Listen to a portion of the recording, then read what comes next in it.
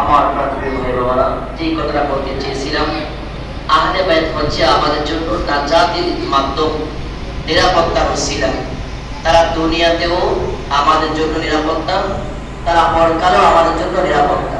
দুনিয়াতে কেমন নিরাপত্তা দেখেন, সোহাদে কারবালার জমিনে এজিদের দলবল ছিল হাজার হাজার, শুধুমাত্র ৭২ জনের সঙ্গে যুদ্ধ করার জন্য ৫,০০০ সৈন্য এজিদ প্রেরণ করেছে, পাঠিয়েছে।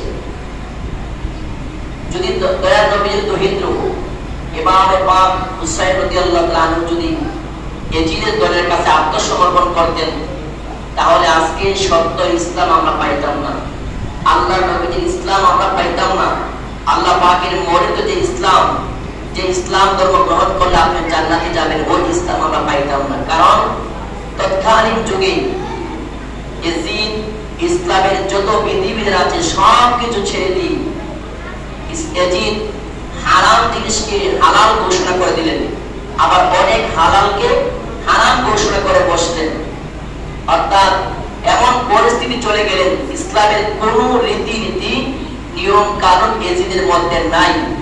এজিদের জোরপূর্বক ছিল যে সবাই আমার হাতে বায়াত গ্রহণ করতেছেন, নবীর আওলাদ এবার হুসাইন আমার হাতে বায়াত গ্রহণ করতে হবে, বলে নাউজুবিল্লাহ।